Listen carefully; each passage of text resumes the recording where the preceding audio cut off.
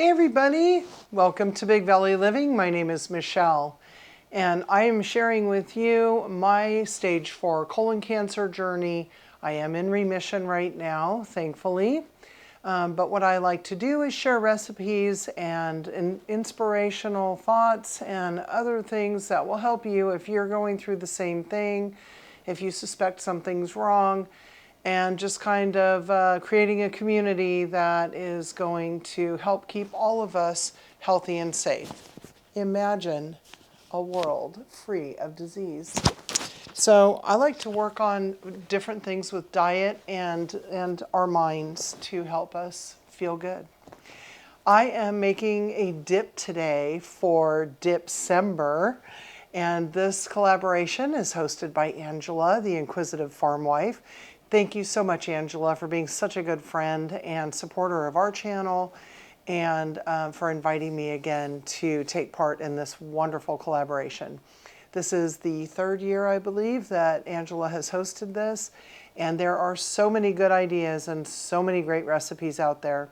Now, my video is dropping near the end of the month when we're all starting to think about eating a little bit cleaner and healthier anyway, since Thanksgiving through Christmas here in the States, we kind of indulge a little bit. So I am going to be making a protein-rich, just absolutely indulgent recipe for you. I like to call it Sensational Savory Salmon Surprise. And it is a yogurt-based dip. It's sort of like a cream cheese dip, except that we use full-fat yogurt instead that has probiotics added back into, or probiotic bacteria added back into it after they pasteurize and create the yogurt. And then, of course, we have some wild salmon, and I'll take you through the ingredients here in just a minute. It is absolutely amazing. You need to hear this crunch.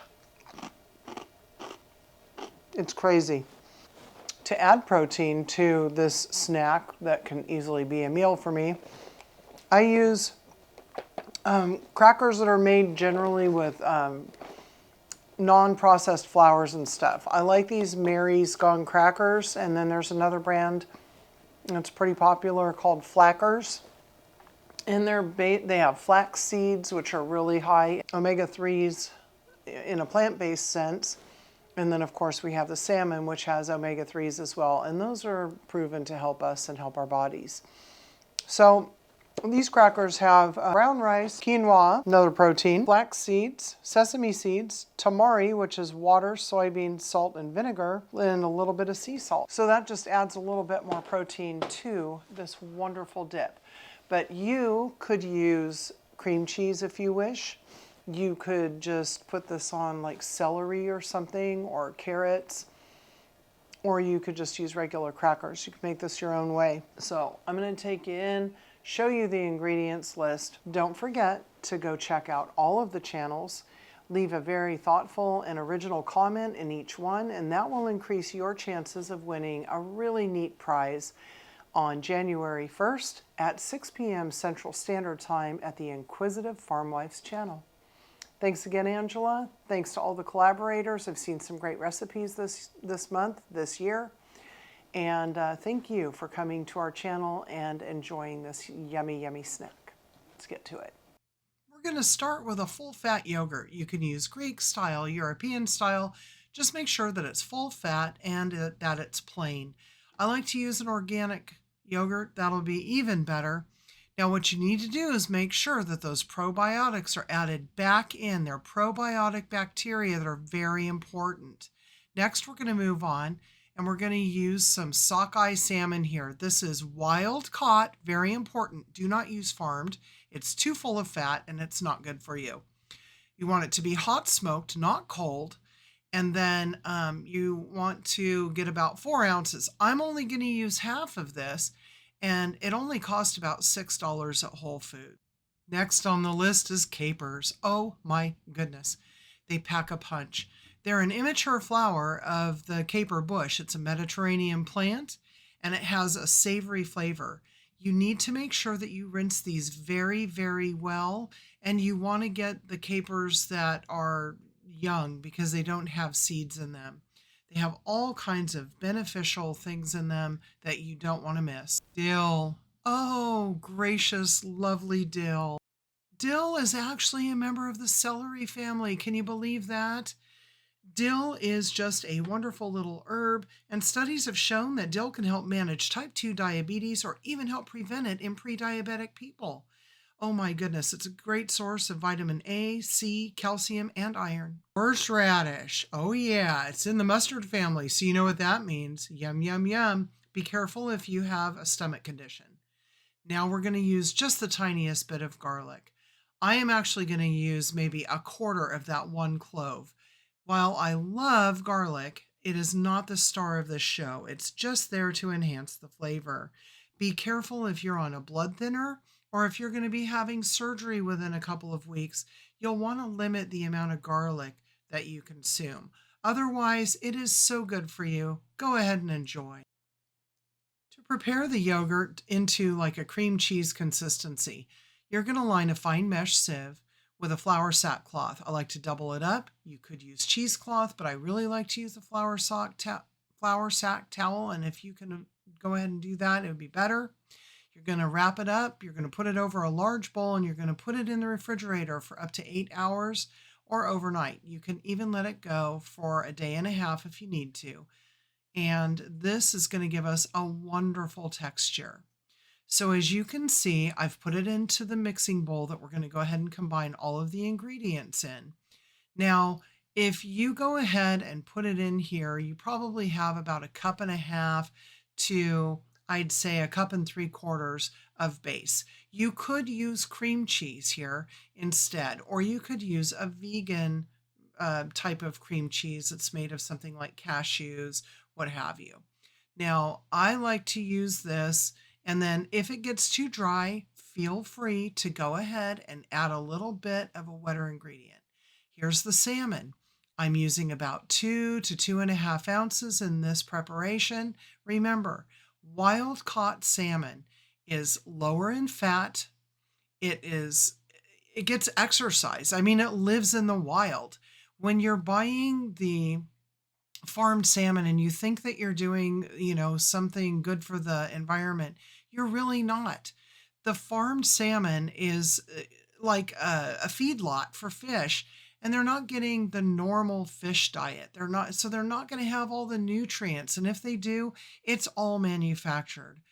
Please, please, please, even if you eat less salmon, get the wild caught. It's better for you. It's better for the environment. It's better for the fish. I cannot stress enough. Now, you don't need to cut these in too small of pieces because actually, it's going to mix together. You'll see in a minute. So I'm going to go ahead and I'm going to mix this all together.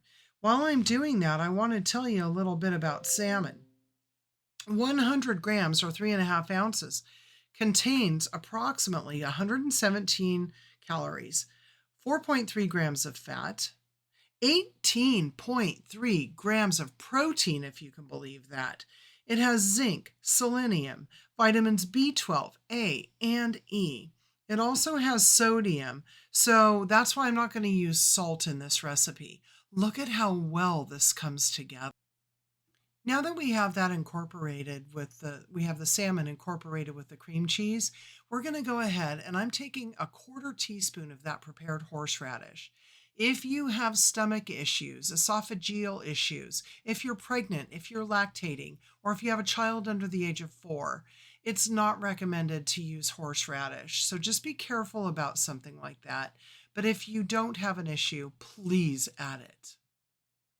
So horseradish has all kinds of great properties. If you're not in one of the sensitive groups mentioned a moment ago, understand that this spicy root vegetable in the mustard family is similar to wasabi, so it's spicy.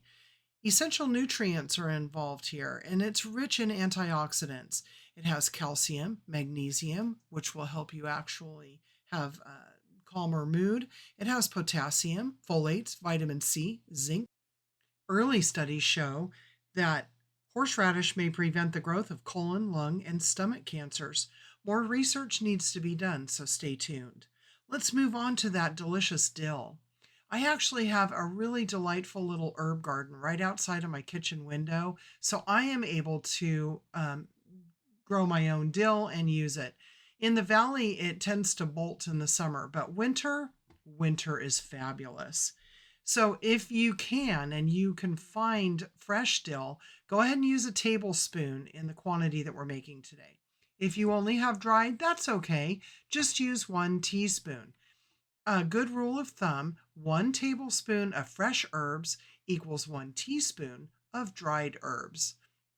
So I'm going to go ahead and I'm going to pick this dill up with a little bit reserved as a garnish for later. And I'm going to go ahead and add that to the bowl. Now, what kind of things do we know about dill? According to WebMD, which is where I got the nutritional information for this video, okay, for all of these herbs and all the foods I'm talking about. Studies have shown that dill can help manage type 2 diabetes or even help prevent it in pre-diabetics. It is a huge source of flavonoids, which are shown to reduce the risk of heart disease and stroke. It's a good source of vitamins A and C, as well as calcium and iron. Make sure to add dill to anything that you possibly can. You can't go wrong with it. It tastes good. It makes wonderful flavors for everything from fish, meaning like salmon, or you can put it into a salad, sprinkle it over the top. It just lends such a lovely, lovely flavor. So make sure to get some dill, grow it if you can, and hey, maybe you'll even make dill pickles someday, right? Now that our dill is incorporated, we're going to go ahead and we're going to rinse about 1.5 tablespoons to 2 tablespoons of capers. I'm putting in 1.5 tablespoons in here, and I did reserve a little bit to sprinkle over the top.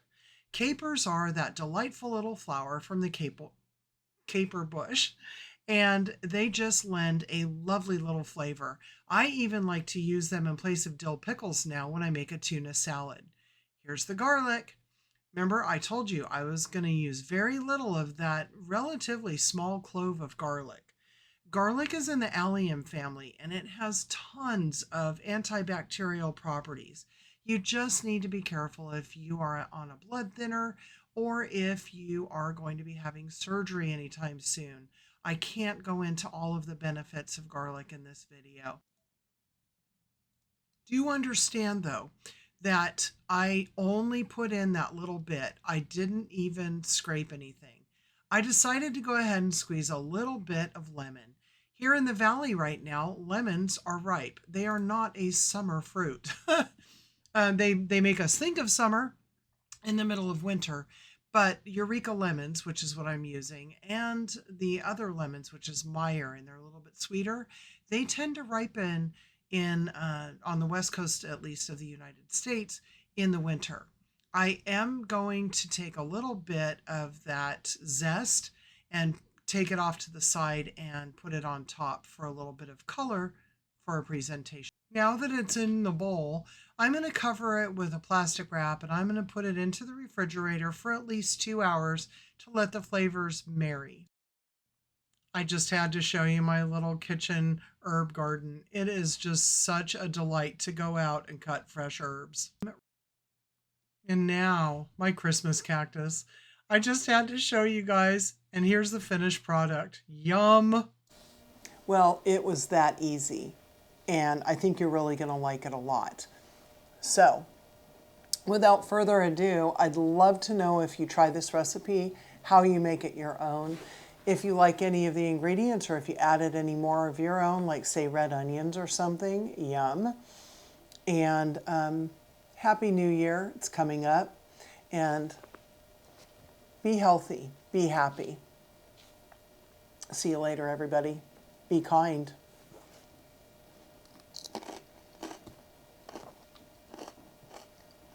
Crunchy.